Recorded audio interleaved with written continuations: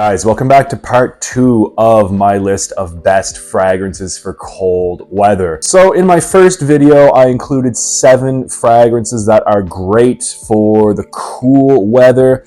And I swear I did not do this on purpose, but it just so happens that the fragrances I'm going to include on this list, number 2, are more suited for the super cold weather. These are going to be fragrances that you put on when you want to cut through that icy cold air like it's nothing.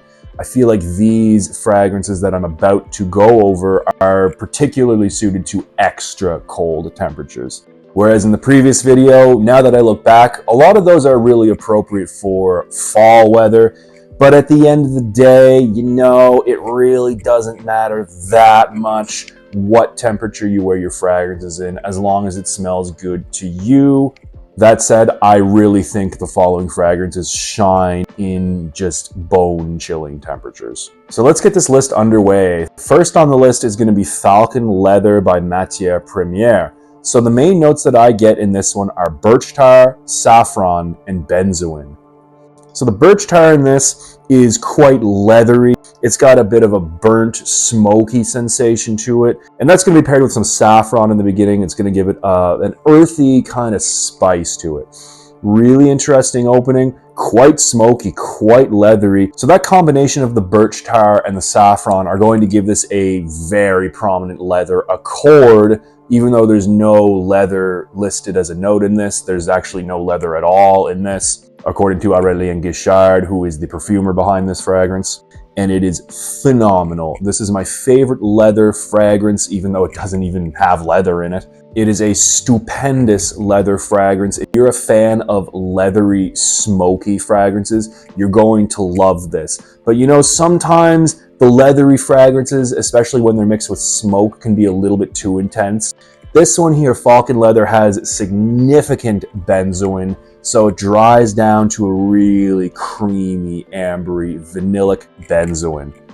Ooh, this is a masterpiece fragrance. Just pick this one up. You won't regret it. Falcon Leather by Matière Première. Second fragrance on this list is going to be Opium Eau de Parfum by Yves Saint Laurent. So the main notes I get in this one are going to be anise, galanga, and vanilla. So, as soon as we spray this on, we're going to get a heavy blast of galanga, so it's almost like a gingery spice. And that's going to be mixed with anise, so it's kind of like a powdery, licorice-like smell.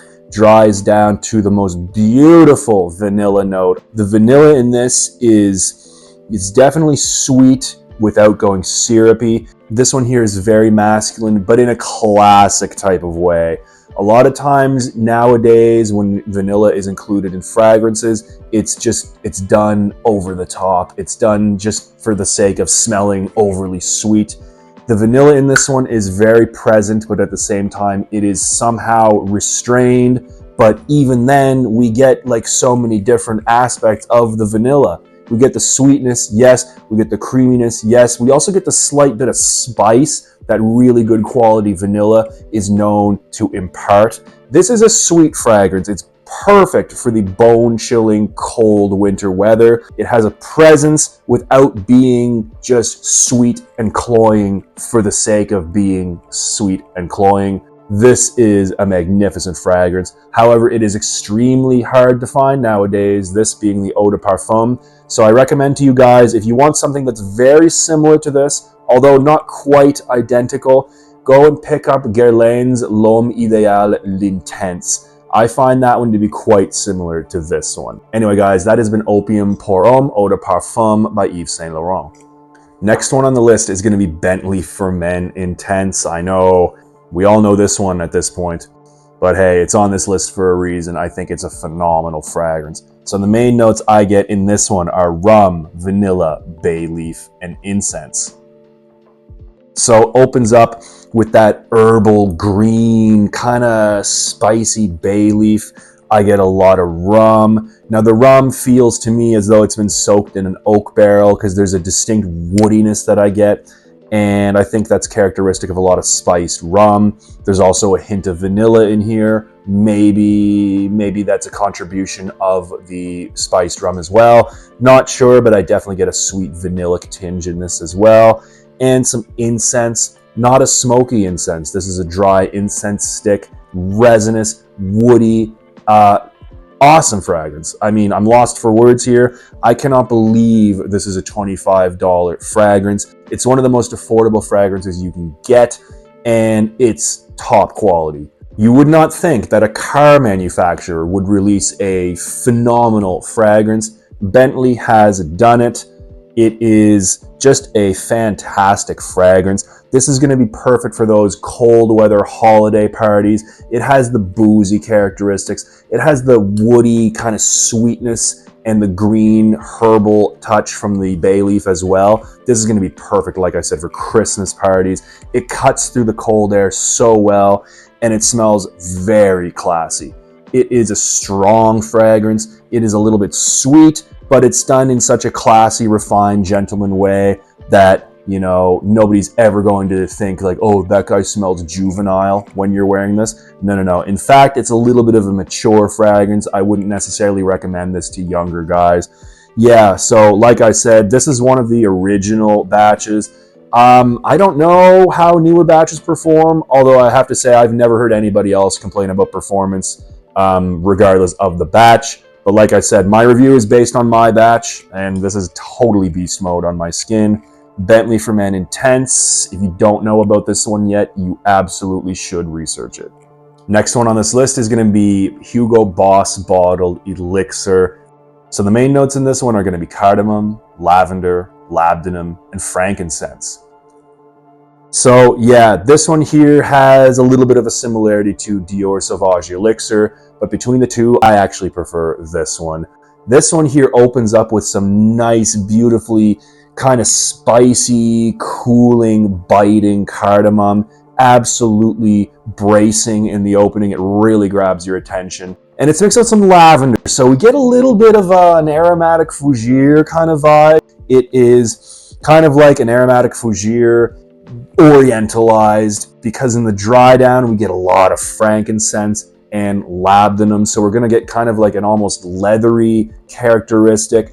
It smells a little bit like that shoe polish kind of vibe we get from Black Incense Malaki by Chopard, which is characteristic of types of frankincense. So very resinous, incensey dry down with that leathery labdanum.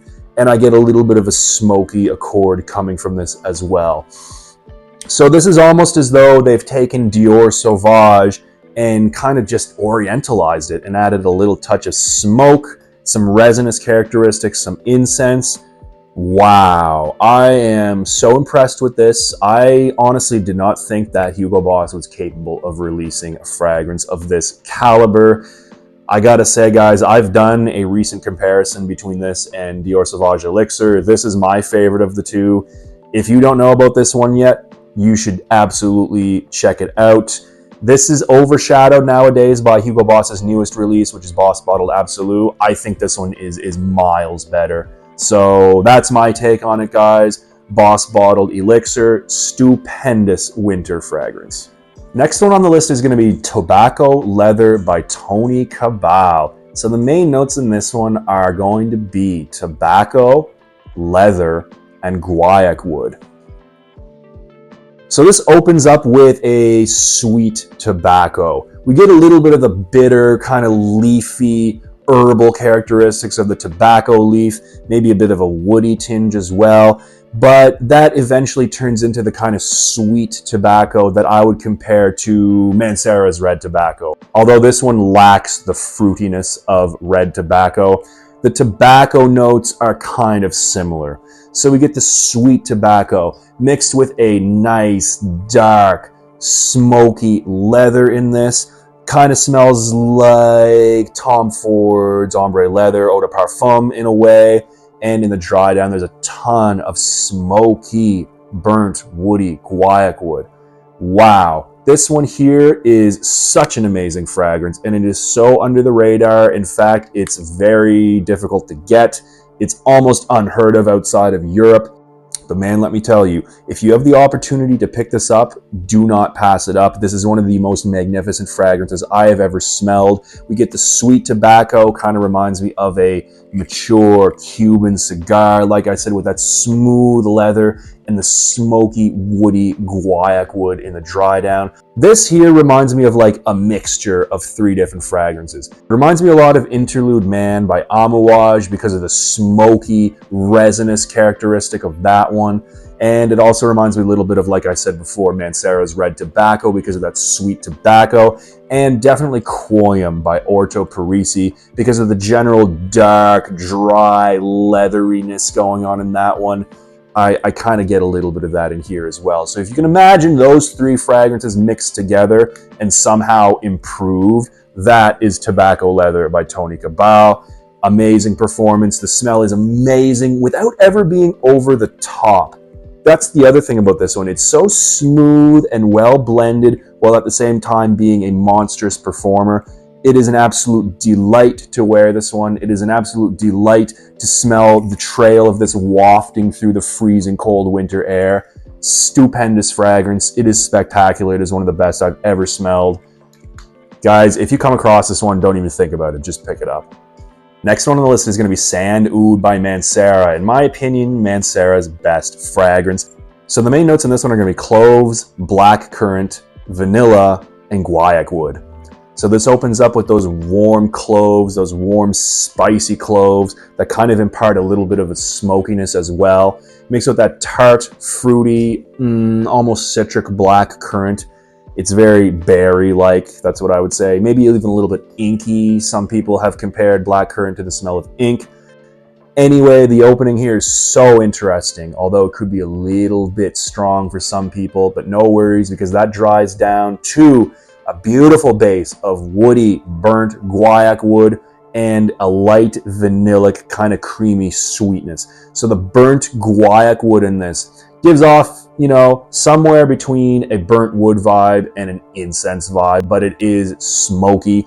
But rounding everything out in this fragrance is a little bit of vanillic sweetness. This is not what I would call a sweet fragrance, but it is balanced, I will say that. And it is absolutely amazing. Like I said, my favorite from Mancera. In my opinion, it's the best. This one also bears a striking similarity to me to the original M7 by Yves Saint Laurent. So if you find yourself looking for an old vintage bottle of that M7, but you don't want to cough up hundreds of dollars, I think Sand Oud is a very, very worthy alternative. This is a stupendous fragrance. It cuts through the winter air. You feel so regal when you're wearing this. Although the name is Sand Oud, I think this is really suited to cold weather. The colder, the better. It is such a good fragrance and relatively unheard of, guys. So if you ever have the chance to sample Sand Oud by Mancera, do yourself a favor and sample this. And number 1 on this list is going to be Pach Kozh by Nishane. The main notes in this one are going to be honey, whiskey, leather, and incense. Another masterpiece fragrance. If you like boozy accords and fragrances, this is one that you may not have ever heard of, but at the same time, I highly recommend to you. Throughout the entire life of this fragrance, the 2 main things that I get are going to be honey and whiskey. So the honey, it's sweet, but it's not necessarily syrupy sweet. It's not cloying. It just adds a kind of balsamic sweetness over everything. And there's a very prominent whiskey that I get in this, although it is not officially a note. It is not listed as a note from any source that I can find, but it smells very, very much like whiskey mixed with honey to me. And in the dry down, there's a bit of smooth, creamy leather. It's dark, but I wouldn't call it an animalic type of leather, but it is there, it is present. And I also get a little bit of resinous incense in the dry down. It's more so on the resinous dry side as opposed to the smoky side. But sometimes when I'm wearing this in cold weather and I catch a whiff of the sillage of this, I do get a little bit of a smokiness. This is such a good fragrance. It is probably one of the top 3 fragrances of mine of all time, especially for the colder weather. It just doesn't get much better than this. This is going to be perfect again for those Christmas parties, those holiday parties in general. This is going to be perfect for going for walks outside at night. It smells absolutely regal, but it also conveys an air of strength and manliness and power. It is so good. It's got all the aspects of a fragrance that I like. It's got a little bit of sweetness, it's got a darkness, it's got a boozy characteristic, and it's got that dark, leathery, almost smoky tinge to it. I think this is getting very close to what I would consider to be a perfect fragrance. Patchouli Kozh, guys, by Nishane. I think it's Nishane's best fragrance, and it's very underrated. But if you're a fan of niche perfumery, and especially those dark, boozy, leathery, kind of sweet and smoky notes, yeah, get your noses on this one. So guys, that's been part 2, the final part of my best winter fragrances for 2024 and 2025. This list has been so difficult to build because there are just so many amazing cold weather fragrances out there. I know this list is nowhere near comprehensive. So because of that, I want you guys to mention down in the comments below, what are some of your favorite cold weather fragrances? Yeah, I'm just going to leave it there, guys. I've had a blast putting this list together for you guys. And we'll see you in 2025. Until next time, guys, keep it real.